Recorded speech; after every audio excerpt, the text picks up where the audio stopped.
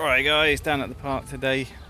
Ulby's busy with his friend doing a YouTube video or something.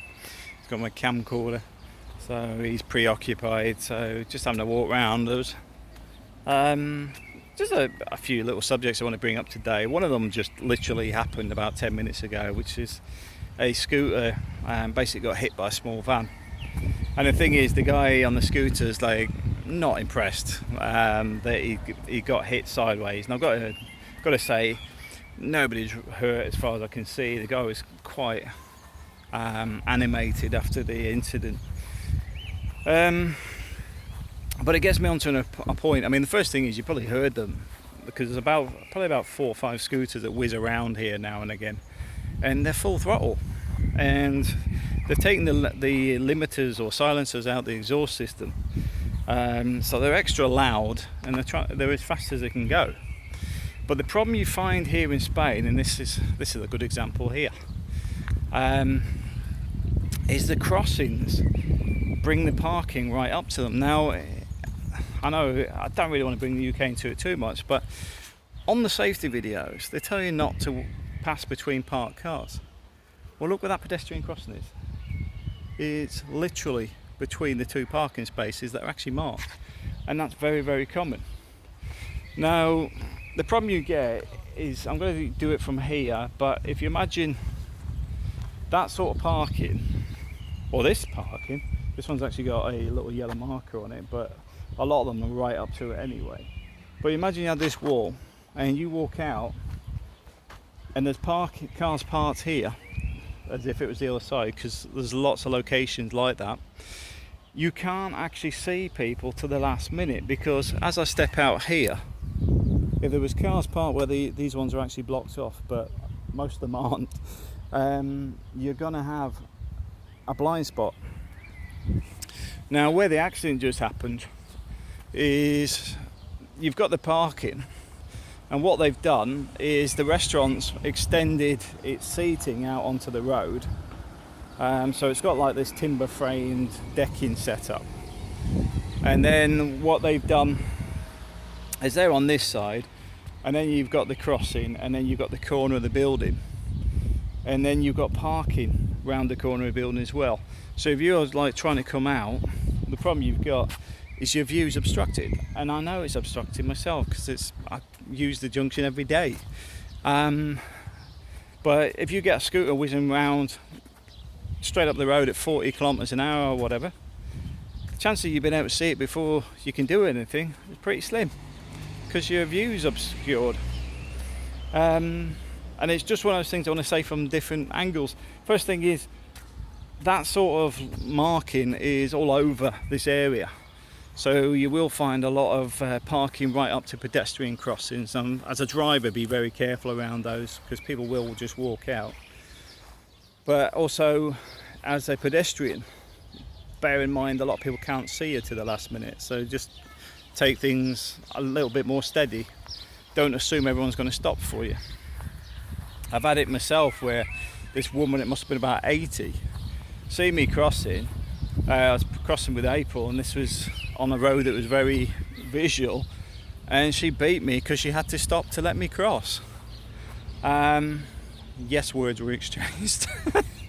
But the point being is, sometimes people will do that. You'll find a lot of people will quite happily just run you over if they get the opportunity. They'll run the pedestrian crossings. Now, are they Spanish or not?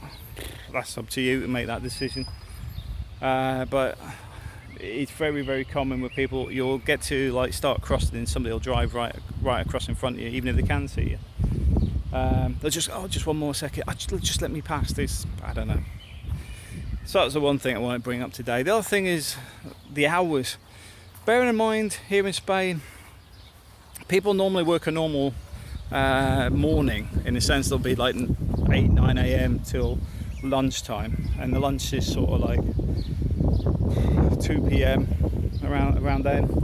And some people have a 1 hour lunch, other people have 2 hour lunches, and then when they go back, it's normally like, it can be 5 till 9 p.m. or 6 till whenever, depending on the type of business. Because, for example, the local supermarket, sort of closes in the afternoon when you think I'll just pop down and get a loaf of bread. Oh, it's not open, and then you have to wait for it to open in the evenings. It's one of those things you have to adjust to if you move to Spain. Is the fact is you get your stuff in the morning. If you don't get it in the morning, don't fuss about it too much in the afternoon because you might not be able to get it. Now, don't get me wrong, things like Carrefour, which are much bigger, they're open all the time. Garages open all the time. It's things like the little bakeries, the little corner shops, the small supermarkets. A lot of the day-to-day businesses are closed for those hours. And a few people have asked me, well, is it because of siesta, people napping? I don't think people have the time to nap. I think the reality is that most people, it's the same in France, is lunch is their main meal. So what you have is people, instead of just grabbing a baguette and a can of Coke or something, they're going out there and they're eating properly during the day. So, which is probably why, like the French, there's a lot of fit people around because they're eating at the right time of day with the right amount of food. Me mentioning scooters, this is what I'm talking about.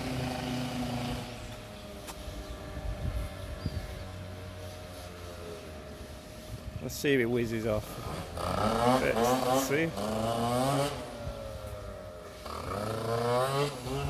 Full throttle, but bear in mind he just crossed the street and gone on the footpath.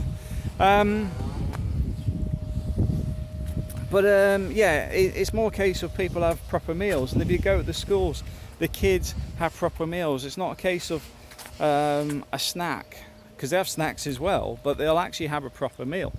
So you'll find that they'll have like a 3-course meal, because they'll have their starter, which could be fruit or something, then the main meal, then they'll finish off with a dessert, and the food's pretty good. I mean, the ones where our kids go to, it's actually chefs that put together the whole what do you call it? The whole menu, because they regularly change, you know, because they have food from all over the world as well. That's the other thing there, because it's, I suppose it's very multicultural there, because we have people from everywhere. They have different food from different countries, so the food is pretty good. Kids pretty much eat anything thanks to eating like that during the day, because at home, you know, a lot of people these days get into the lazy habits of what do you want to eat, what do you want to eat. They're completely different meals, but at the school everybody eats the same, like it or not. So that was the other thing I want to bring up. But some people have actually said maybe it's because the Spanish are less productive, or that was the reasoning behind it. I would say things have changed, if that was ever real in the first place, because a lot of the stuff that is portrayed through media, you know, a lot of this media will be going back to 70s, 80s, etc. It's false, or may have been relevant at that time, but I find myself that a lot of the time here, a lot of the problem is that the bureaucracy is slow. They have a lot of forms, they love forms, but it doesn't mean that people are less, they're working less. They just have more work to do, I suppose. I mean, I see it in the Philippines. Don't think it's the same here, but there was work generation in the Philippines, because you could have a form where one person would give you the form, then you go and fill it in. The next person would then take the form, and then a third person would check the form, and that was their full-time jobs. It was not that busy, I'll tell you that. Wasn't the case of it needed 3 people. One person could do it. But I don't think Spain's got that issue, but the amount of forms, yeah, definitely.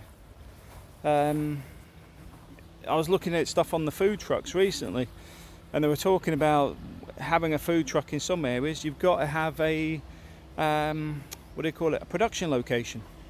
Now, I can understand that from a freezer point of view, because buying in bulk, etc., reduces your costs. But if you're getting it produced, the raw ingredients produced by somebody else, you can get it on a as and when basis. Would you actually want to take on a unit just to store food that you didn't really need to store. I'm sure a few people could have a few comments on that. But reality is that in some areas, to have a food truck, to get the permits and everything, you've got to have a production area as a building. And the permits are different location to location. So there is a lot of bureaucracy.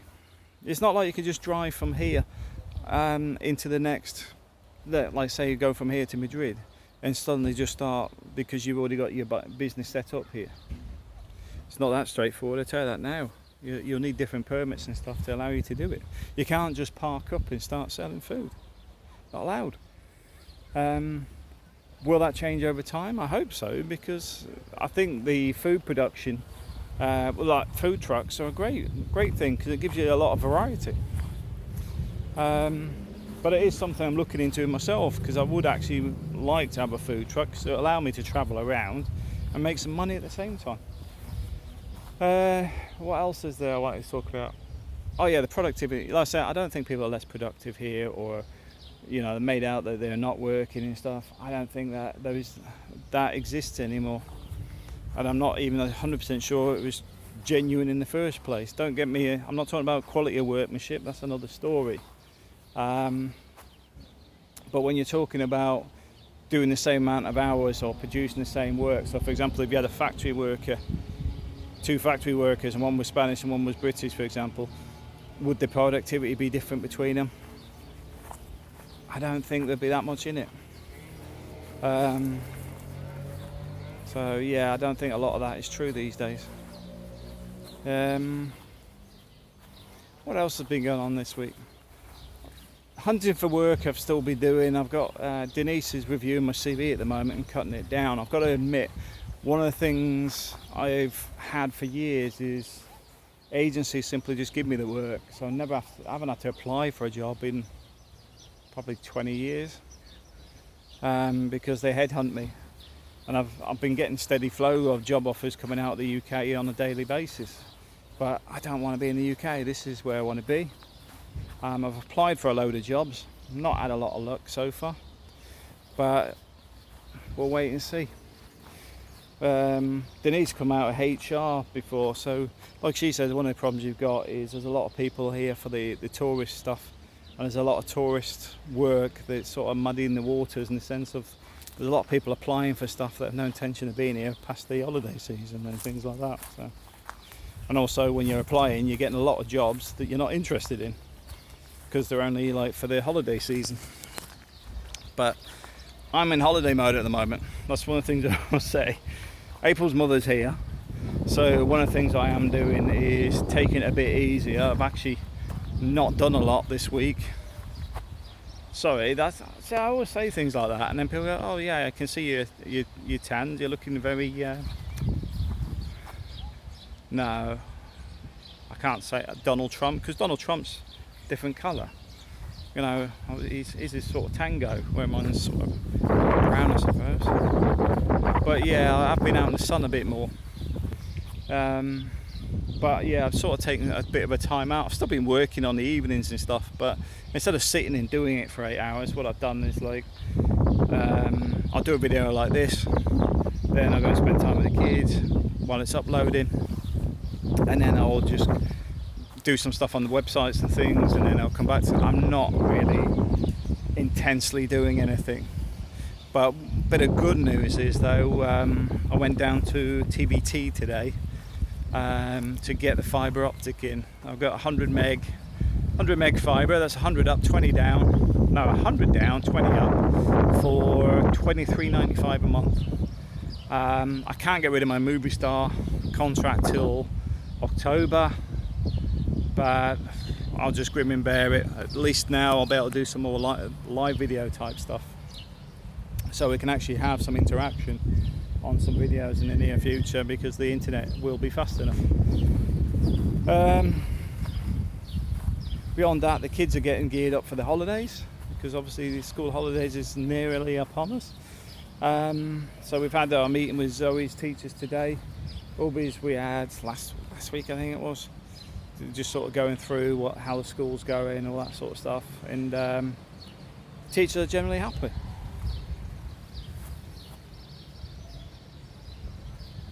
yeah, the teachers are generally happy. What they're saying is that, the kids are getting on well, and they're sort of getting there, in the sense of life. It was interesting with Zoe though, because as I mentioned, Zoe has autism. Her two best friends, the twins, were asking, are they going to go to high school together? So I think they're sort of waiting to see which school Zoe's going to, so they can apply at the same school.